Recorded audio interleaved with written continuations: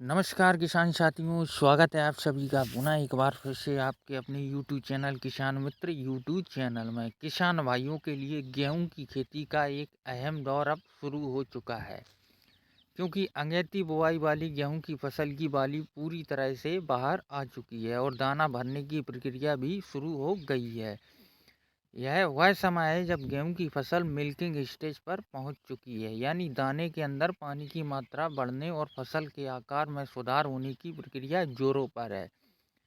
इस समय किसान भाई अक्सर सोचते हैं कि फसल को और बेहतर बनाने के लिए क्या करें, ताकि बालियां बड़ी हों, दाने का आकार बढ़े और फसल से अधिक उत्पादन प्राप्त हो सके। इस सोच में वे अक्सर फिजूल खर्ची कर बैठते हैं और अधिक टॉनिक या अन्य रासायनिक पदार्थों का छिड़काव करने लगते हैं, जो ज़रूरी नहीं है कि फसल के लिए लाभकारी हो। लेकिन असल में किसानों को यह समझने की ज़रूरत है कि फसल में कोई भी अतिरिक्त उर्वरक या टॉनिक डालने से पहले यह जानना ज़रूरी है कि उस पौधे को किस तत्व की ज़रूरत होती है। यदि कोई किसान फसल की मिल्किंग स्टेज पर किसी ऐसे तत्व का छिड़काव करता है जो पहले ही पर्याप्त मात्रा में दिया जा चुका है, तो यह न केवल पैसे की बर्बादी होगी, बल्कि पौधों की सेहत पर भी प्रतिकूल असर पड़ सकता है। आज इस वीडियो में हम आपसे सारी कुछ विस्तार से आपको जानकारी देंगे कि हमें कौन से उर्वरक का उपयोग करना चाहिए, जिससे गेहूं के उत्पादन को काफ़ी हद तक अच्छे से लिया जा सके। किसान साथियों, जब गेहूं की फसल मिल्किंग स्टेज पर पहुंच जाती है, तो यह समय पौधे को सही पोषण देने का, ताकि दाने का आकार बढ़ सके, उनमें चमक आ सके। गेहूं की फसल में इस समय खासकर पोटास की ज़रूरत होती है। पहले से दिए गए नाइट्रोजन, फास्फोरस और जिंक जैसे तत्व अब पौधे के लिए उतने ज़रूरी नहीं होते, क्योंकि जब फसल इस स्टेज पर होती है तो उसे ज़्यादा फास्फोरस और नाइट्रोजन की आवश्यकता नहीं होती है। यह सिर्फ पोटास व अन्य माइक्रोन्यूट्रिएंट जैसे मैग्नीशियम की ज़रूरत होती है, जिनका इस समय पर सही मात्रा में उपयोग करने से गेहूं की फसल में उत्पादन को काफ़ी अधिक मात्रा में बढ़ाया जा सकता है। किसान साथियों, जैसा कि हमने बताया कि गेहूं की फसल में यह समय पोटास देने का होता है। इसके लिए NPK 0050 एक अच्छा विकल्प है।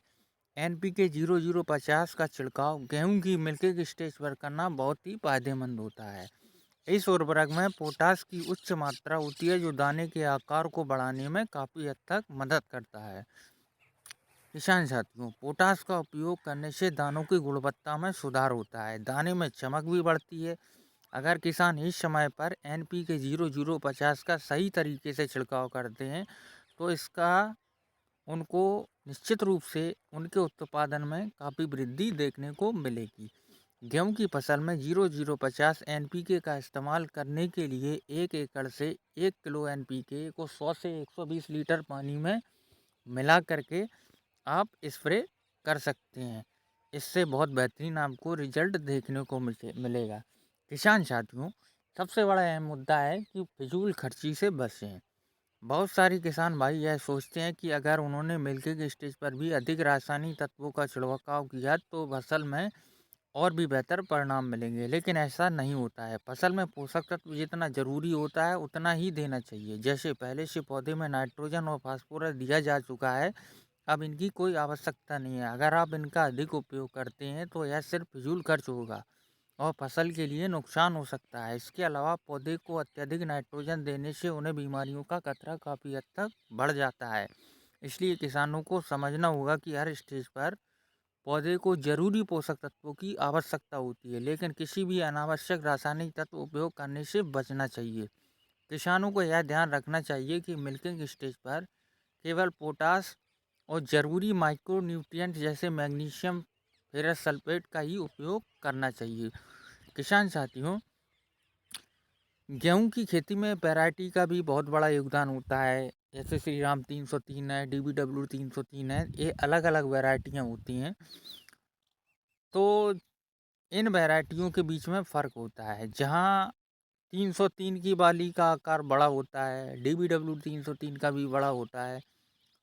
तो हर वैरायटी की विशेषता होती है कि यह पूरी तरह से इस बात पर निर्भर करता है कि किस वैरायटी में दाना कितना बड़ा होगा, उसकी चमक कैसी होगी, वो बाली का आकार कैसा होगा।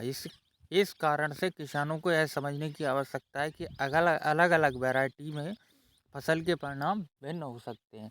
किसान साथियों, मैं जिस टॉनिक की बात कर रहा हूँ, लगभग सभी किसानों की फसल मिल्किंग स्टेज पर आ चुकी है। 90% किसानों की, जिन्होंने अगेती बिजाई की थी। तो ये सबसे ज़रूरी जो टॉनिक है इस समय पर फास्फोरस की और पोटाश की आवश्यकता रहती है। तो आप चाहो, अगर गौप की अवस्था में है तो NPK 05234 का स्प्रे कर सकते हो 100 से 120 लीटर पानी में मिला करके गौप अवस्था में। और जब बालियाँ निकल आए तो 0050 का उपयोग करें। बहुत शानदार रिजल्ट आपको देखने को मिले। वीडियो अच्छा लगे तो चैनल को सब्सक्राइब करें। मिलते हैं एक और नई जानकारी के साथ, तब तक के लिए धन्यवाद।